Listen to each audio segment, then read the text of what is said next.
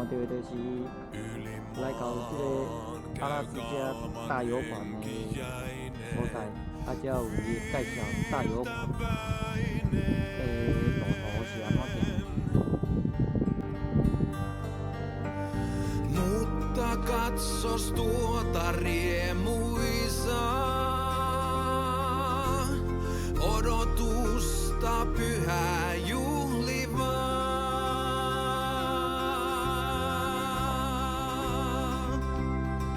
Tule joulujuhla parahin, tule lahjoin kuusin kynttilöin. Arkihuolet poista, hetkeksi mielis asunnoista, kautta ihmiskunnan langenneen, elon toivo virko uudelleen.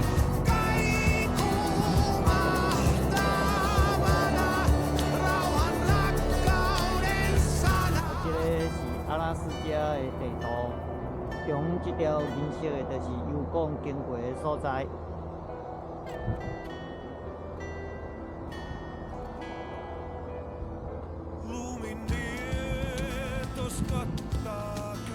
油管内底的设计是安尼。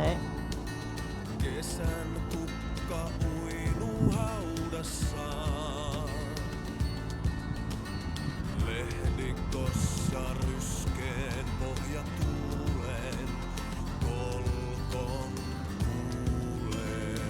今仔看到这450英里，差不多较尾中的所在。 Kynttilät kuusen oksilla jo syttyvät. Vanhus nuortuu, hymy harmaa hapsi, niin kuin lapsi.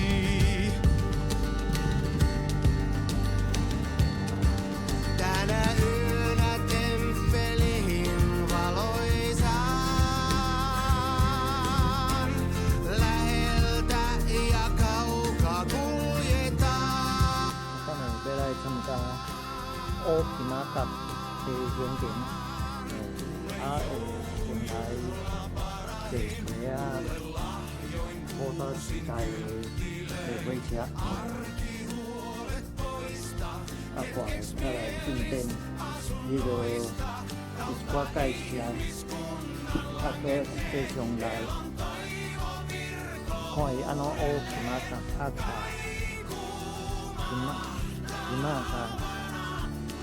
回来。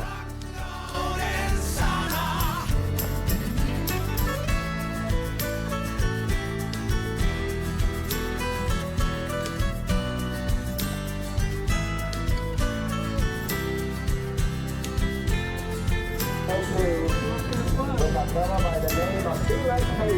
You may have heard of that name by now. He was an Italian coal miner that discovered gold on a little creek about 6 miles east of us as the Raven flies.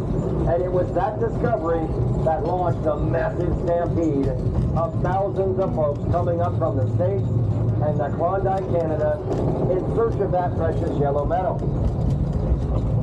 Now these stampeders, these quintessential Alaskan sourdough miners, would typically bring just whatever it was they could carry and nothing more. That kit would consist of a simple backpack, maybe a bedroll and a tent, a pickaxe and a shovel, a saw, a gold pan, probably a rifle or a pistol of some kind, and a horse if they were lucky, working their way through this densely forested wilderness, searching for creeks that had at least a suggestion of gold in the banks of those creeks. Now, it's not uncommon for these sourdough miners to set up what was called a rocker box, a portable little sluice box on the creek bank near their campsite, literally rocking the box back and forth as a means to separate the larger stones from the smaller pieces of gold. Now, we've got our own rocker box set up around this corner coming up shortly on your right to give you a first-hand look at one of those. And occasionally, these sourdough miners would get lucky, hit the jackpot, and strike it rich. Usually, however, they would lose their shirt broke. And hence emerged the reference of the Alaskan sourdough miner as being sour in Alaska with no dough to get out.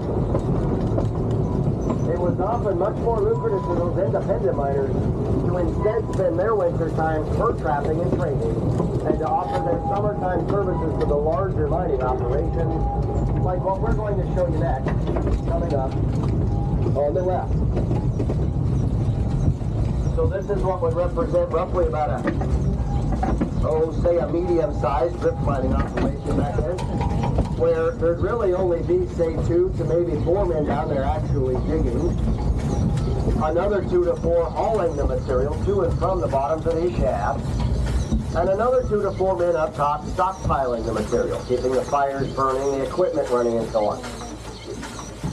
Now, it's important to point out that the placer and drift miners of that era would only dig in the winter time. Dredges was electricity to run all the electric motors, spin the belfries and the conveyor belts and run all that gravel to her belly. They also needed electricity to run the electric water pumps to push all that water through the system. So they built their own power plant in Fairbanks. Fairbanks is about 10 miles south of us right now. They contracted with the Healy Coal Company, built that power plant, ran a giant extension cord about this big, 10 miles in the woods out here, and literally plugged that dredge in so she could begin working. There were thousands of people involved in this operation. Not just the miners and laborers themselves, but all the support staff around them too. From the bakers and the waiters, the accountants, janitors, surveyors, bartenders. On operation, these dredges would do 3 simple things. They would gobble up gold-bearing gravel, they'd swallow the gold, and spit out rock. And the business end of this dredge up front, this big piece of iron folks out the front of it is called its digging arm, on top of which is called the digging ladder, and it would be surrounded by its bucket line. Now, there was a big industry in these dredges back then, guys. There was all kinds of makes and models and manufacturers of these things over the years, and they would categorize these dredges according to the size of their digging buckets. In this instance, oddly enough, Gold Dredge 8 was technically a Category 6 dredge because each one of those buckets would hold 6 cubic foot of material. The Gold Dredge 8 had 64 of these number 6 digging buckets in her digging line and a continuous feed, 24/7. Top speed of that bucket line was about 22 buckets a minute. If you do the math, in a 24-hour shift, this thing would gobble up, process, and spit out about 6,000 cubic yards of material. That's a lot of earth. As each one of those buckets would scoop up a load of gold-bearing gravel from the pond, each one would then clunk and clang its way up the top of the digging ladder, depositing each load into the mouth of the dredge called its hopper. Okay, so have a seat in the panning area. Take the poke sack and dump the entire contents of the poke into the pan, and then set the poke sack aside. We'll pick that up for you later. The first thing you want to do then is drown it with lots of water and begin to stir and shake it up vigorously to get it good and loose. We've heated the water for you guys. We don't have that luxury out here. Brr. See, the water in this agitation helps create a void or a space between the sands and stones and allows the heavy, heavy gold to settle between the spaces to the bottom of the pan. That's where you want the gold to be before you pour anything out of here. So, step 1 is lots of water and lots of shaking. Just get after it vigorously. Want to hear the stones rattle and grind inside that pan. This is rock and roll, baby. Jerry Lee Lewis would have made the best gold pan in the world. Whole lot of shaking going on. Now next I want to introduce you to this angle. This angle is very important. I'm going to be talking about this a lot. These gold pans are designed to be held and used at this angle right here. Let's call that, say, about 45 degrees. What's happening as you start off flat and level when you're shaking the pan, the gold settles to the bottom. You then introduce this angle. The gold has established itself on this bottom plane, And with that angle, it then makes it slide down that plane until it intersects that bend in the pan. That is the absolute bottom of the pan right now. I also call this the pocket of the pan. Now, it's easier to grasp this if you look at it from underneath in the side view. With this angle, it slides down that plane to that point, right where the water's dripping. Also from that side view, try to conceptualize how it makes like a wide letter V, and we're settling the gold into the bottom of that V, literally the tips of my fingers. This point right here is lower than the lip of the pan. Point out the big gray thing poking out the back, the stacker, where the tailings would come out, and the fact that it's covered up. Now again, placer mines require a great deal of running water. But in the deepest, darkest, coldest part of winter, when all the water here would freeze up too densely, they'd have to shut everything down for 3 or 4 months of the year. So they'd cover the stacker up, for example, to help keep it just a little bit warmer inside there, to extend their mining season as deeply as possible into the winter. Just a reminder, you're on the Davidson train, the D train. Make sure you have all your things gathered up with you before you step off of here. Let the train pull up to a full stop before those of you on the right side only, get ready, I'll wait for it, can now open up your doors. Let's go, Fanny.